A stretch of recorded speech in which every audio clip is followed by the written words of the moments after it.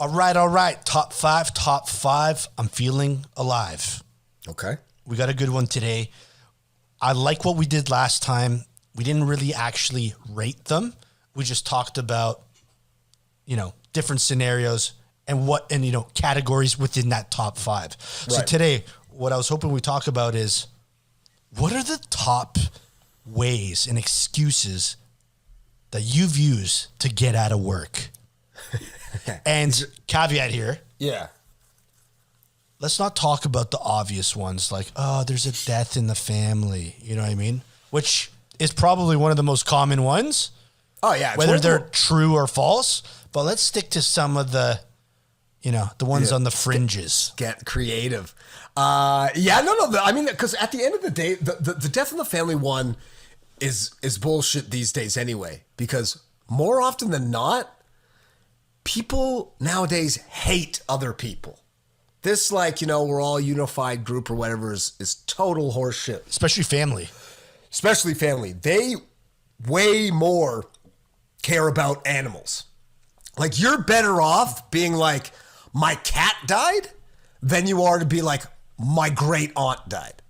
My fish is sick. Yeah, exactly. My fish is sick. They'd be like, get Bubbles to the vet ASAP. Or is there a vet for fish? What is the fish equivalent? It doesn't even matter. The fish doctor. The fish surgeon? He's the sturgeon surgeon. Yeah. What seems to be a problem? Still. Nope.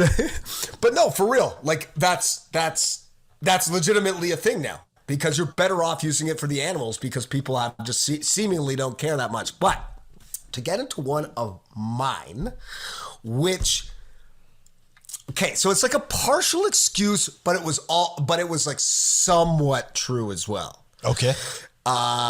So one time I was getting ready to go back to the office after a hiatus for a while, and there was a big snow dump. It was in the winter. Oh, okay. And so I was like, I woke up and I totally, of course, it's just like so classic, right? You're like, I should have gone in yesterday, but I was waiting for this day and whatever, no big deal. And then you get out there and it was just a giant foot or two of snow. So then I'm like, I go out to clean it off. And because I have this like parking pad in front of my house, the car's submerged. Like it's a task. Like you probably got to give yourself between doing like your front stuff, like your steps, the porch, the walkway, the front so people don't trip in front, and then the 20 parking plus pad. minimum. Oh, you might be looking at an hour depending on how bad it is, right? Sure. And then plus, especially if you want to like shower and have a bowl of meal or whatever. But I couldn't find my shovel. So I was like, I called in and I was like, can't get my car out. I'm snowed in. I can't get my car out. I lost my shovel. And then lo and behold, I think I called or texted my wife a couple hours later. And I'm like, do you know where the shovel is? And she's just like, oh yeah, I threw it out. It was garbage. And I was like, because I was convinced. Because I was like, first big snow dump of the year. You know, there's always, every neighborhood has a couple of rambunctious kids, you know? I thought, okay, one of these guys, did a little bit They jacked my shovel. They did a bit of looting because they were like, I'm going to look good in front of my folks and I'll go shovel the walkway and make $5 or something like that. Sure. And they ripped me off for my shovel. Turns out they didn't do jack shit because I was going to spaz out like crazy. I was going to be like, who the fuck, if I saw it, I was going on that guy's front porch. And there was going to be big trouble, my friend. Big trouble. Well, that's a good one, man. Especially when things go back to normal. Because, there are situations where you're like, listen, my car won't start, right? Or I'm snowed in. Yeah. If you're fucking Edward Snowden, right, then, you can't get to work. You might as well just call in and say, okay, do you want me to be 2 hours late? Or do you want me to just work remotely here? So I fucking hear you. That's jokes, though. People do give you a lot of leeway in Canada with the snow. Yeah. Like they'll be like, I get it. Especially if you're commuting a long way, right? They'll be like, don't even bother. Yeah. Or like, no, it's all good. It's all good. Yeah. So that's a good one. One that I've used a lot in the past is like, I guess now, especially when we're working like remotely, I don't know if you probably have this too, but like there's like a corporate VPN, which is like a personal network, right? So that you can like use your email and all your like secure files from your house and stuff like that, but they're all on like the company's network and stuff like that. But like there's been times straight up where like I've lost access to that VPN. Mm-hmm. And then I'm like actually on the phone with IT and we're doing all this crazy security shit. And I lose like a morning, you know? Sometimes, man, you wake up and you're just not feeling it. You're just not feeling it. And, you know, the first meeting goes by and you might just think to yourself, fuck it. You email your boss, you say, hey there, or sorry, you message them on some other platform than email. Hey, just wanted to give you a heads up. I'm having some VPN issues. I'm on the line with IT. They said it might take a few hours. Got to cancel these meetings. And then right away, everyone's just like, oh, geez, that's so terrible. That happened to me last week. Good luck. And then you just fucking close the laptop and you're like, well, I'm going skiing. Very poor network. Very poor network. Yeah. You go skiing and break your leg and then you're good for a few days. Oh, now you have another excuse for the next couple of weeks, right? Yeah, exactly. Yeah, I mean, like that's kind of one of those things in this day and age that you kind of benefit from is that people do sort of understand that stuff happens and they're like, yeah, that happened to me too, man. Like that's totally fine. You know what I mean? But you're just like thinking to yourself, man, I'm just going to lose it if I get on my VPN today. I'm just going to spaz out. Well, imagine you lost VPN, you couldn't log in, and now you got access. It's 2 p.m. You check your email after that, bud? Yeah. You want to end it. You're like, I should have just stayed offline. Yeah. Stay out. Just say power was out. Yep. Okay, I got another one, and so this one actually isn't really an excuse, as it was more of like a catalyst. So I was working at this office like a few years back, and almost like without fail, like on the floor just outside of the office was the men's washroom. I mean, they're all the men and women's washroom are next to each other pretty much, and so without fail, when I got to the office myself, like after if I had a nice big breakfast or whatever it might be, sometimes you got to relieve yourself or whatever. And I kid you not, like without fail, there was a dude who would be leaving his product in the bowl every fucking day. Jesus Christ. Some sort of like mystery dumper. You know what I mean? And the Houdini dumper? He was Chris Angel mind dump freak. And so dump freak. So one day I spazzed out and I made a little just like quick like word thing or whatever and printed it off on the copier and printed like 12 sheets or something and went into the washroom and like taped them up on the mirror and on the door stalls, stuff being like, flush your fucking shit down the toilet. You know what literally. I mean? I was thinking about putting up fucking wanted posters for this guy, like it was DB Cooper or something. I was like, get a police sketch artist. Let's see if we can. You're taking notes of the turds to see wanted. If it would see if it match up with somebody else. I want to see what you had for lunch, pal, because I need to get to the bottom of this, and I don't give a fuck who's at the top. Yeah. And so it was one of those things where I was like, so eventually I was just like, all right, I'm not coming back until someone solves this mystery dump issue. This dump freak issue, right? And so it actually got resolved pretty much directly after the photocopy.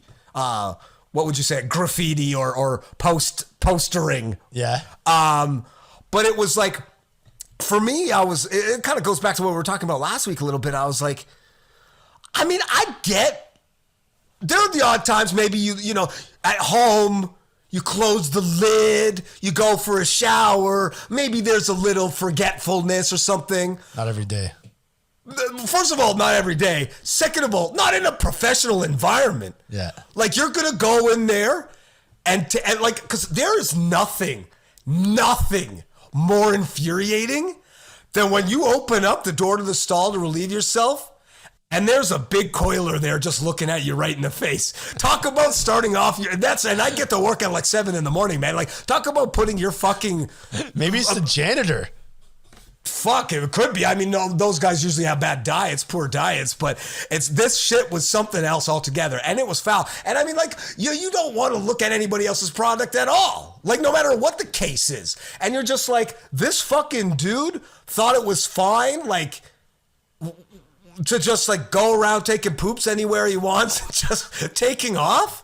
Like, I could have killed this guy. I was going to give him a chocolate swirly if I saw him. You were going to give him a taste of his own medicine. Oh, a taste of his own feces. He was going to get a little bit on his fucking mustache and the whole nine, because I was just like, you're human fucking garbage, man. Like, if you're just taking shits and leaving them for other people to flush, let alone, who knows if anybody's got to clean up. I don't know what else you're doing around this building. What else are you doing around this building? Oh, my Lord, man. He's probably the one doing all the graffiti too, man. Yeah.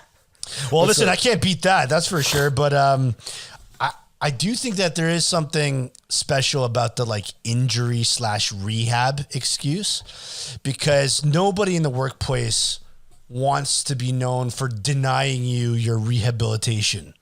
Yeah. You know what I mean? So like, there's been times where like I've actually been injured. I'm like, listen, there's no way that I can come into work today. Like, I'm physically impaired at this moment in this juncture right now. You know what I mean? And I actually remember I tore this isn't even work related, man. Like I remember I tore my ACL, my knee, when I was like 16 or 17. So in high school. Yeah. Because you were playing high level soccer or something like that. Yeah. Right? Yeah. And I rotted. It just fucking, just gonzo.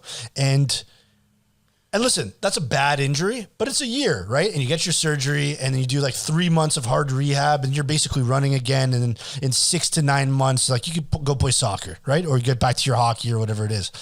Right. But man, I milked that shit, dude. I'll never forget it. There was someone from school, I'm not going to name her name, but every Tuesday, every Thursday, she had that writing that was perfect, like an adult. Adult writing. I can't explain what adult writing looks like. No, I know exactly. Because you know how there's kind of girl and boy writing too? It's like rounder or something for girls. Men have this really kind of chicken scratchy thing or something. Yes, exactly. And she liked it. She would write me these notes and she's like, "Hi there, Paul." And I can't believe that these imbeciles working the secretary in the principal's office just needed a small little piece of paper that clearly was ripped off like an 8x11. Yeah. And it just said like, "Paul has an appointment today for his rehabilitation at 1:30 p.m. He'll have to, be excused for the remainder of the day. Signed, somebody." You know what I mean? Twice a week. I wasn't even in crutches anymore, whatever it was. I was getting out. I was skipping school twice a week, easy. And she liked it. I thought when I came up to him, like, "Hey, you busy?" No, note time. It's note time. She'd be like, "You got a fucking H1 pencil, baby?" I'm like, "You know it, sharpened just for you." Well, because I think it's like, those were the good old days, right? Like, you couldn't do that shit now, because now for like any sort of doctor's note, your parents would need like a retinal scanner. They'd be like, the iPad, this, thumbprint, that, all this sort of crazy stuff. Where back in the day, that's usually what it is. I think, I remember, and this is kind of deviating slightly, but I remember where I was, I think I had to get one of those shots. I think we were like grade 7 or 8. And I didn't get the slip. And so I was going in, I had like a morning, the morning session or whatever. And so then I totally was like, "Oh, I forgot the slip, blah, blah, blah. My mom's at home, so I'll get her to sign it at this lunch." And they're like, "Yeah, whatever." And then so I just went home for lunch and ate lunch and came back and forged her signature. Yeah. And I got the shot, but it was like, that was all. All they looked at, it was basically, it was just, you just doing a circle. Shocking. In a thing. And they're like, "Yeah, fine, whatever. Okay, here's your shot. You're immunized. Get on your way." Where like now you couldn't do that. You'd need some sort of documentation that's like, I don't know, like a photo of like an eyewitness. A PDF file with like, 100%. It actually makes me think like we should have got away with more shit. Like I should have got her to write me a larger letter, like on some letterhead, and be like, Paul is unable to write his final exams, but he did study and deserves a 70% in all of them. You know what I mean? Yeah. We could have probably pulled it off, and they'd be like, seems legit. Yeah. You'd be like, my son is on heavy medication because of his surgery. Because of his syndrome, and he deserves A's because he's working at half capacity. Yeah, and half capacity is more of a C, but because he's trying extra hard, that's an A. Yeah, exactly. But because I think, it's probably because like excuses in general now are more difficult, right? Like because of this, like you see it time and time again. I had this one dude in particular I can recall from the summer where he kept fucking the dog, right? Like saying to his employer, who I knew, they're all kind of buddies, right? But it was just like, I'm I got this and that going on. I got family thing or whatever, some other like sort of horseshit excuse. And then he would be like posting on his social media, like going for a bike ride along the lakeshore with his girl. And then the employer, who was also my buddy, would hit me up. He'd be like, oh, so homie's just out for a bike ride, eh? I said, yeah, this guy's a fucking idiot. At least at the end of the day, don't post. Yeah. Like you're baiting yourself out. Yeah. That's why, like, so if there is an emergency in the family and there isn't actually. Everybody has to be in on it back in the day. Yeah, but even like now, especially like if you say, hey, listen, there's been a situation in the family, I have to take the day off, blah blah blah. Like you got it's almost not worth it as an excuse because you really got to build a case. You got to be like, all right, where is everyone today? All right, am I on Twitter tweeting something? Like, did I post on LinkedIn? Do I, Oh, and not only that, they're gonna ask. So how is it? Who was it? Oh, it was my grandmother. She had a hip replacement. Oh, I thought she was sick. Well, she had a reaction. Like, you don't want to be caught in that bullshit because bullshit radars are so high right now that they'd be like, this motherfucker lied to my face and he had a free day off. And I don't fuck with that. And they're doing like tons of sleuthing, as you said, right? Like they're gonna like investigate. What else are they lying about? Yeah. Yeah, and one lie usually just accumulates upon another, right? Like you're like, I like, I'm making this excuse up so I can do something. It's like those dudes who like always like skip work or a date night or something to like go to like the ball game, and then they're on the Jumbotron. Oh, and then the boss is like, so how's boys' night out instead of coming to the meeting? Yeah. You know what I mean? How was the game? Yeah. You always get found out. Yeah. You had great tickets there, eh, bud? Yeah. Nice seats, pal.